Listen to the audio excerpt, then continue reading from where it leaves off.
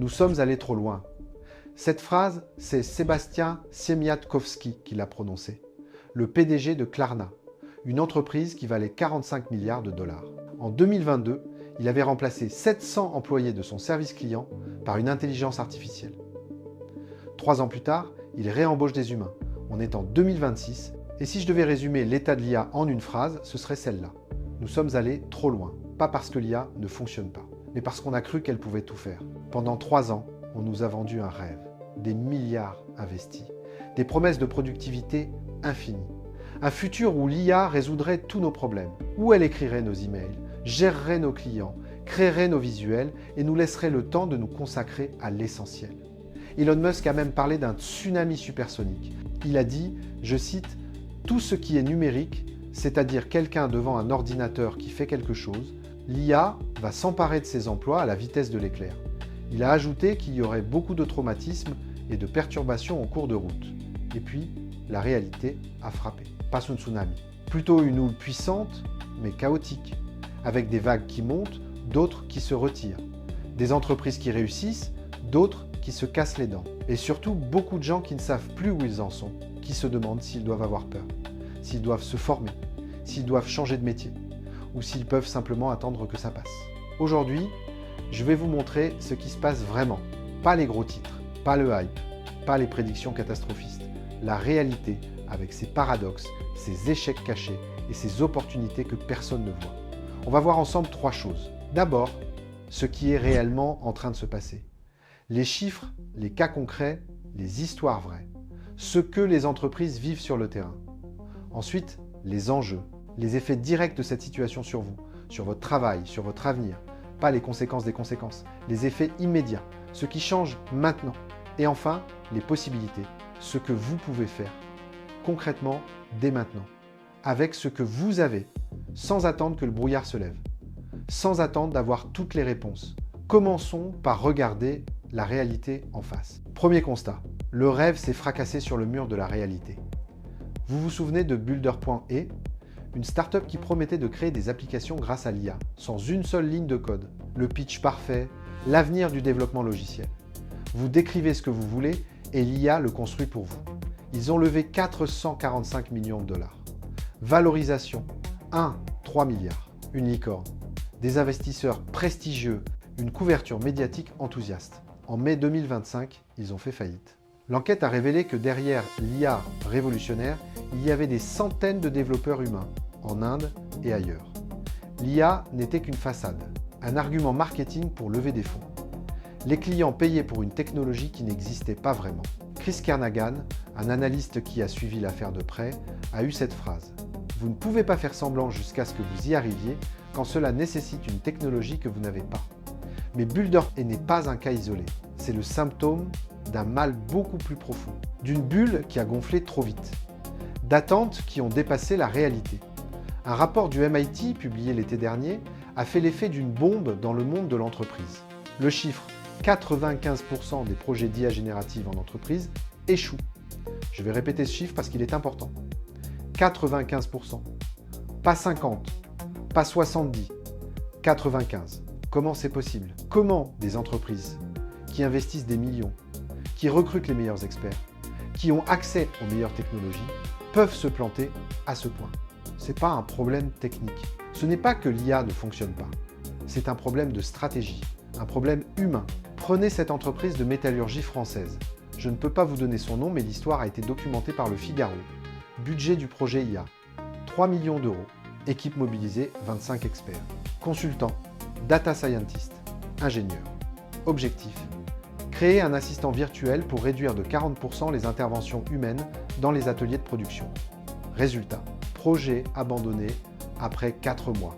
Pas 4 ans, 4 mois. 3 millions d'euros partis en fumée. Pourquoi? Parce que personne n'avait défini clairement le problème à résoudre. Les ingénieurs voulaient une IA qui détecte les causes profondes des pannes, une IA analytique, sophistiquée, capable de comprendre les mécanismes complexes des machines. Les techniciens de maintenance, eux, voulaient des procédures de dépannage rapides et visuelles, des instructions simples, étape par étape, qu'ils pouvaient suivre sur le terrain. 2 visions opposées, 2 besoins différents. Aucun arbitrage. L'outil final ne servait à personne. trop complexe pour les techniciens, pas assez précis pour les ingénieurs. Laurent Coulon, consultant chez FSO Management, résume ça parfaitement. Les gens se découragent vite après avoir mesuré que l'IA ne débouche pas sur la révolution annoncée. Et ce n'est pas que les PME. Même les géants se cassent les dents. Même les entreprises avec des ressources illimitées. Volkswagen a lancé Cariad en 2020, une unité logicielle ambitieuse pour créer un système d'exploitation unifié basé sur l'IA pour ses 12 marques. Volkswagen, Audi, Porsche, Bentley, Lamborghini. Le projet devait révolutionner l'industrie automobile, faire de Volkswagen le leader du véhicule intelligent. En 2025, le bilan est catastrophique. 7,5 milliards de dollars de pertes. Des retards de plus d'un an sur des modèles clés comme la Porsche Macan électrique et l'Audi Q6 e-tron, et 1600 emplois supprimés. Un initié de Volkswagen a confié aux journalistes. J'ai rejoint Cariad et je n'avais aucune idée de ce qu'était mon travail. Il n'y avait pas de description de poste. Alors j'ai commencé à construire ce que je connaissais de ma marque. Vous imaginez ? 7 milliards de dollars. Et les gens ne savaient même pas ce qu'ils étaient censés faire. Le hype a créé une illusion. L'illusion que l'IA était une baguette magique. Qu'il suffisait d'investir de l'argent et de recruter des experts pour que ça marche. Qu'il suffisait de dire « on fait de l'IA pour être transformé ». La réalité, c'est que l'IA est un outil.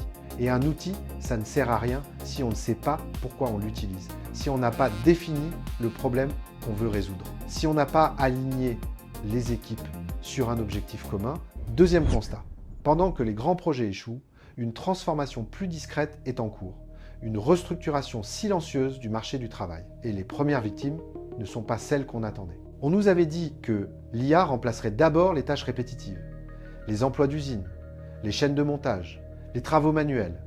Ce n'est pas ce qui se passe. En 2024, les offres d'emploi pour les débutants en France ont chuté de 29%. Dans la tech, c'est 35%. Une étude de Harvard Business School a montré que dès qu'une entreprise commence à recruter des profils liés à l'IA, l'emploi junior chute de 13%. Ronnie Germont et Armand Derry, deux analystes du marché du travail, ont trouvé les mots justes. Ce n'est pas une crise du travail, c'est une crise de la porte d'entrée. Une crise de la porte d'entrée. Qu'est-ce que ça veut dire concrètement ? Ça veut dire que les tâches qu'on donne traditionnellement aux juniors, aux débutants, aux stagiaires sont précisément celles que l'IA générative fait le mieux. La recherche d'informations, la synthèse de documents, la création de présentations PowerPoint, les analyses préliminaires. Toutes ces tâches qu'on confiait aux jeunes pour qu'ils apprennent le métier, pour qu'ils se fassent la main, pour qu'ils comprennent comment fonctionne l'entreprise. Avant, un manager senior avait besoin d'un junior pour lui préparer le terrain, pour faire le sale boulot, pour lui permettre de se concentrer sur les décisions importantes. Aujourd'hui, il peut le faire lui-même avec une IA en quelques minutes. Il tape sa question dans ChatGPT, il obtient une synthèse, il demande une analyse, il génère un premier jet de présentation. Le junior n'est plus une nécessité, c'est un coût qu'on peut éviter. Les entreprises ne licencient pas leurs jeunes collaborateurs, elles cessent simplement de les embaucher. Les postes juniors disparaissent des organigrammes, les stages se font plus rares, les portes d'entrée se ferment. Et voilà ce qui est vraiment intéressant. C'est la première fois dans l'histoire qu'une technologie substitue les novices avant les experts. D'habitude, c'est l'inverse. Les machines remplacent d'abord les tâches répétitives des ouvriers, puis montent progressivement dans la chaîne de valeur. On automatise la chaîne de montage avant d'automatiser le bureau d'études. Là, c'est le contraire. L'IA s'attaque d'abord aux tâches intellectuelles de base, aux tâches d'apprentissage, aux tâches qui permettaient aux jeunes de faire leurs preuves. Et ça touche tous les métiers créatifs. Une étude de Goldman Sachs estime que jusqu'à 26% des tâches dans les secteurs artistiques pourraient être automatisées. Le Forum économique mondial classe désormais le métier de graphiste parmi les professions en déclin dans son rapport 2025. Graphiste, un métier qu'on considérait comme créatif, protégé, irremplaçable. 61% des designers freelance ont vu leurs revenus baisser en 2024 à cause de la concurrence de l'IA, contre 45% l'année précédente. La tendance s'accélère. Anne Fraisse, graphiste indépendante de 51 ans, utilise Midjourney pour explorer des idées créatives. Elle reconnaît que l'IA lui fait gagner du temps. Elle peut tester des concepts en quelques minutes au lieu de plusieurs heures. Mais elle s'inquiète aussi. Il est fort possible que d'ici 4 à 5 ans, des plateformes plus performantes émergent et qu'elles soient à même de réaliser des identités visuelles tout à fait correctes pour 90% de mes clients. Cela m'inquiète. 90% de ses clients, c'est énorme. C'est son gagne-pain qui est menacé. Troisième constat. le cas Klarna. L'histoire que j'ai mentionnée au début. C'est le cas d'école parfait, parce qu'il montre à la fois l'erreur et la correction, l'excès et le retour à la raison. 1. Klarna, la fintech suédoise, décide de remplacer 700 agents de son service client par un chatbot IA. L'annonce est saluée par les marchés. Efficacité, rentabilité, le futur est en marche. Les analystes applaudissent, le cours de l'action monte, sauf que très vite ça déraille. Le chatbot gère bien les questions simples. Où est ma commande? Comment modifier mon adresse? Quel est mon solde? Ça, il sait faire. Il répond vite, il est disponible 24 heures sur 24, il ne se fatigue jamais. Mais dès que c'est complexe, dès qu'il y a de la frustration, de l'émotion, un cas particulier, il est complètement perdu. Un client qui a été débité 2 fois et qui est en colère. Le chatbot ne comprend pas la colère. Il répète les mêmes réponses en boucle. Je comprends votre frustration. Voici comment contacter notre service. Le client s'énerve encore plus. Une cliente qui a perdu un proche et qui doit annuler un paiement. Le chatbot ne comprend pas le contexte émotionnel. Il applique la procédure standard. La cliente se sent ignorée, maltraitée, un entrepreneur qui a un problème complexe avec plusieurs transactions liées. Le chatbot ne peut pas faire le lien. Il traite chaque question séparément. L'entrepreneur doit tout réexpliquer à chaque fois. Les clients se plaignent. La satisfaction s'effondre. Des vidéos de conversations absurdes avec le chatbot deviennent virales sur les réseaux sociaux. Klarna devient la risée d'Internet. Une étude de Verint a montré que 2/3 des clients ont eu une mauvaise expérience avec un chatbot. 2/3. La majorité. Une autre étude de FIV9 révèle que 86% des clients estiment que l'empathie et le lien humain sont plus importants qu'une réponse rapide. 86%. L'écrasante majorité. Les gens ne veulent pas juste une réponse. Ils veulent être compris. Ils veulent sentir qu'on s'occupe d'eux, qu'on prend leurs problèmes au sérieux. Le PDG de Klarna finit par admettre publiquement « Nous sommes allés trop loin ». Le coût a semblé être un facteur trop prédominant dans l'organisation de ce service. Investir réellement dans la qualité du soutien humain est la voie de l'avenir pour nous. Cette phrase change tout, parce qu'elle marque la fin d'une illusion. L'illusion de l'automatisation totale. L'illusion qu'on peut remplacer l'humain par la machine dans tous les cas. Klarna n'a pas abandonné l'IA. Ils ont compris sa vraie place. Claire Nordstrom, porte-parole de Klarna, l'explique bien. L'IA nous apporte la vitesse. Le talent nous apporte l'empathie. Ensemble, nous pouvons fournir un service rapide quand il le faut et empathique et personnel quand c'est nécessaire. L'IA pour la routine, pour les questions simples, pour le volume, l'humain, pour le jugement, l'émotion, les cas complexes, pour les moments où ça compte vraiment. Et Klarna n'est pas seul. McDonald's a mis fin en juin 2024 à son partenariat avec IBM pour un système de commande vocale par IA, après que des vidéos virales ont montré des clients exaspérés par les erreurs du système, des commandes absurdes, des incompréhensions ridicules. Taco Bell a dû faire marche arrière sur son IA Drive-In après des commandes délirantes. Un client a réussi à commander 18 000 verres d'eau parce que l'IA n'arrivait pas à comprendre ce qu'il disait. Le système a planté. Les enjeux, ce sont les effets directs de ce qu'on vient de voir. Pas les conséquences des conséquences, pas les scénarios à 10 ans, les effets immédiats, ce qui est en train de se passer maintenant et qui vous concerne directement. J'en vois 5. Premier enjeu. Puisque tout le monde est perdu, il y a une prime énorme pour ceux qui clarifient. Regardez autour de vous. Les dirigeants ne savent pas quoi faire de l'IA. Ils lisent les articles, ils voient les promesses, ils entendent les mises en garde, mais ils ne savent pas par où commencer. Ils ont peur de se tromper, peur d'investir dans le mauvais projet, peur de rater le train.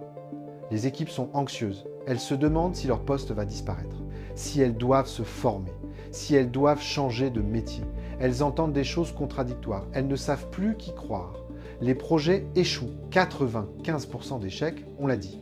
Les entreprises ont besoin de comprendre pourquoi, de ne pas refaire les mêmes erreurs. Il y a un besoin massif de gens capables de traduire, d'expliquer, de donner du sens. De gens qui peuvent dire « voilà ce que l'IA peut faire, voilà ce qu'elle ne peut pas faire. Voilà comment l'utiliser dans votre contexte. » Et attention, je ne parle pas d'experts en IA. Je ne parle pas de data scientist ou d'ingénieurs en machine learning. Je parle d'experts de leur domaine qui comprennent l'IA. Un avocat qui sait expliquer comment l'IA impacte les contrats et la propriété intellectuelle. Un RH qui sait comment l'IA change le recrutement et la formation. un commercial qui sait utiliser l'IA pour mieux prospecter sans perdre le contact humain, un comptable qui sait quelles tâches automatiser et lesquelles garder. La clarté est devenue une compétence rare. Et ce qui est rare a de la valeur. Deuxième enjeu. Puisque 95% des grands projets échouent, les petites expériences ont un avantage immense. Les entreprises qui réussissent avec l'IA ne sont pas celles qui lancent des projets à 3 millions d'euros. Ce sont celles qui font des dizaines de petits tests à faible coût. Une PME française de 50 salariés a automatisé 60% de ses demandes clients avec un simple chatbot. Pas un projet pharaonique, pas une armée de consultants, un test, une semaine de mise en place. Résultat, plus 12% de conversion, retour sur investissement en moins d'un mois. Une start-up de 15 personnes a multiplié par 5 sa production de contenu en utilisant une plateforme multi-IA. Résultat, 120 leads qualifiés supplémentaires en 3 mois, sans embaucher personne. Le risque est quasi nul. Si ça ne marche pas, vous avez perdu quelques jours. Si ça marche, vous avez gagné un avantage durable. L'apprentissage est maximal. Chaque petit test vous apprend quelque chose sur ce qui fonctionne, sur ce qui ne fonctionne pas, sur les besoins réels de vos clients ou de votre équipe. Troisième enjeu, l'IA, en échouant à être humaine, nous rappelle ce qui est irremplaçable. Klarna l'a appris à ses dépens. 86% des clients veulent de l'empathie. Pas de la vitesse, pas de l'efficacité. De l'empathie. Julie Geller, directrice de recherche chez Infotech Research Group, résume la leçon. L'IA doit augmenter les agents humains et non les remplacer. Automatisez la routine pour gagner en efficacité, mais assurez-vous toujours que les clients ont un chemin clair et facile vers un humain. Les métiers qui montent ne sont pas purement techniques. Ils sont à l'intersection de la tech et de l'humain. Le prompt engineer doit comprendre la nuance du langage. Ce n'est pas juste taper des mots dans une boîte. C'est comprendre comment formuler une demande pour obtenir le meilleur résultat. C'est de la communication, pas de l'informatique. L'AI éthiciste doit comprendre les biais sociaux, les discriminations, les impacts sur la société. C'est de la philosophie appliquée, pas du code. Le manager IA doit comprendre la stratégie business et les dynamiques humaines. Comment intégrer l'IA sans détruire la culture d'entreprise? Comment accompagner le changement? C'est du management, pas de la technique. L'IA ne remplace pas le jugement. Elle le rend plus précieux, plus rare, plus demandé. Quatrième enjeu. La révolution est plus lente que prévu. Il y a une fenêtre. Leurs économistes rappellent que les prédictions selon lesquelles la technologie réduira le besoin de main-d'œuvre humaine ont une longue histoire, mais un piètre bilan. On nous a prédit la fin du travail avec l'électricité, avec l'informatique, avec Internet. Ça n'est jamais arrivé. La Commission française de l'intelligence artificielle estime que seulement 5% des emplois en France seraient directement et entièrement remplaçables par l'IA. Pour les 95% restants, l'IA va transformer les tâches, pas les supprimer. Elle va changer la façon de travailler, pas éliminer le travail. Cette fenêtre, c'est du temps. Pas pour attendre, pas pour procrastiner, pour agir, pour se former, pour tester, pour construire des compétences. 77% des employeurs prévoient d'investir dans la formation de leurs salariés à la collaboration avec l'IA d'ici 2030. La demande de compétences hybrides explose. Les entreprises cherchent des gens qui comprennent à la fois leur métier et les outils IA.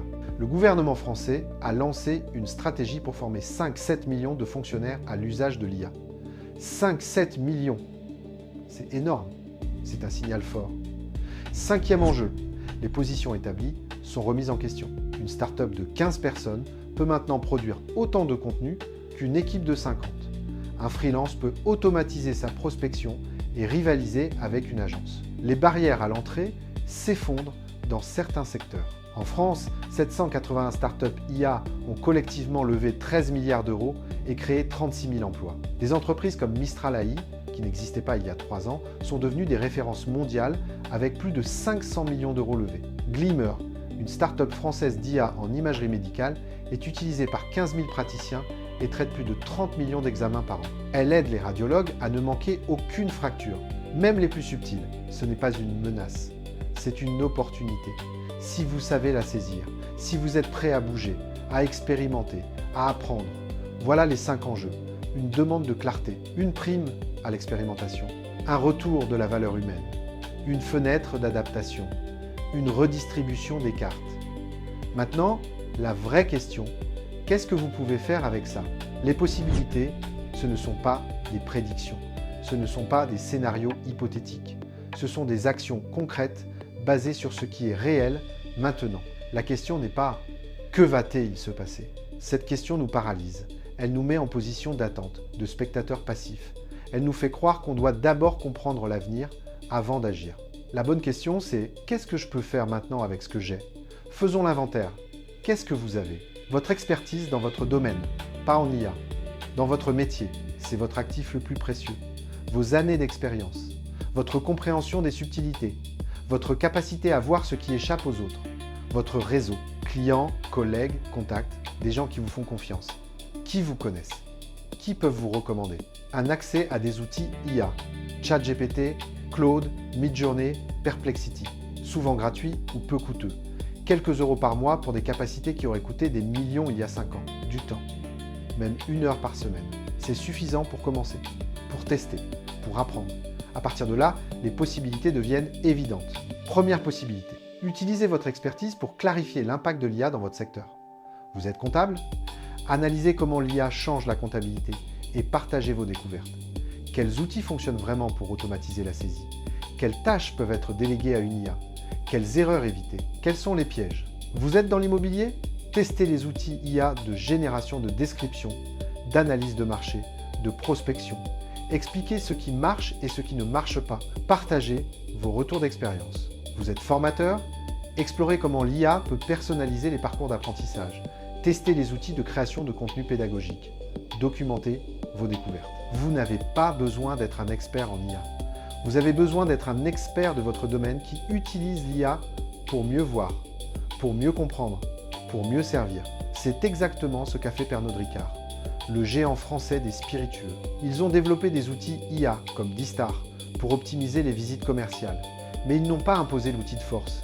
Ils ont formé des ambassadeurs internes, des gens du métier qui comprenaient à la fois le terrain et la technologie. Des commerciaux respectés par leurs pairs, qui ont testé l'outil et partagé leurs résultats. Le taux d'adoption a atteint 85%. L'efficacité marketing s'est améliorée de 15%. Deuxième possibilité, lancer des micro-expériences. Si vous êtes manager, identifiez une tâche administrative qui frustre votre équipe. Les comptes rendus de réunion, les emails de suivi, les rapports hebdomadaires, les tableaux de bord. Testez un outil IA pendant une semaine. Zapier, Make, un simple chatbot, une automatisation avec ChatGPT. Mesurez le résultat. Combien de temps gagné? Quelle qualité? Quel problème? Si ça ne marche pas, vous avez perdu une journée. Si ça marche, vous avez gagné des heures chaque semaine. Et vous avez appris quelque chose. Si vous êtes freelance, utilisez une IA pour générer 10 variations de votre offre de service. Testez-les auprès de votre réseau. Voyez ce qui résonne. Ajustez. Itérez. Charlotte, 30 et 1 ans, était conseillère clientèle dans une banque. Elle a décidé de se reconvertir en data scientist, sans aucune formation initiale en informatique. Zéro. Elle a commencé par de petites expériences, des cours en ligne, des projets personnels, des tests avec des données publiques. Elle a appris en faisant, pas en planifiant. Aujourd'hui, elle dit être émerveillée par tout ce qu'elle apprend. Elle a trouvé un métier dans l'air du temps qui la passionne. Le secret, c'est de commencer petit, très petit, une tâche, un outil, une semaine. Pas un grand plan, pas une stratégie sur 5 ans. Un premier pas, perte acceptable. Une journée de travail si ça ne marche pas. Gain potentiel, un avantage compétitif durable. Une compétence nouvelle, une confiance en soi renforcée. Troisième possibilité, investissez dans ce que l'IA ne fait pas bien. L'empathie, le jugement contextuel, la négociation complexe, la créativité originale, la gestion des situations ambiguës, la capacité à rassurer un client inquiet, à motiver une équipe découragée, à trouver un compromis dans un conflit, à sentir quand quelque chose ne va pas, à poser la bonne question au bon moment. Ces compétences ne sont pas automatisables. Et leur valeur augmente à mesure que tout le reste s'automatise. Anne Fraisse, la graphiste dont je vous ai parlé, l'a bien compris. Elle utilise Midjourney pour explorer des idées, pour générer des variations, pour tester des concepts rapidement. Mais elle sait que sa vraie valeur, c'est sa capacité à comprendre le besoin du client, à interpréter un brief vague, à proposer une direction créative cohérente, à sentir ce qui va fonctionner pour cette marque, dans ce contexte, à ce moment. L'IA peut générer des images, des milliers d'images, mais elle ne peut pas comprendre pourquoi une image est juste pour ce client, à ce moment, dans ce contexte. Elle ne peut pas sentir, elle ne peut pas juger. Elle ne peut pas décider. Quatrième possibilité, profitez de la fenêtre d'adaptation pour vous former. Pas besoin de devenir développeur, pas besoin de comprendre les réseaux de neurones, pas besoin de savoir coder. Apprenez à utiliser les outils. Comprenez leurs limites. Développez votre capacité à poser les bonnes questions à une IA. 1 heure par semaine pendant 6 mois, c'est 26 heures d'apprentissage.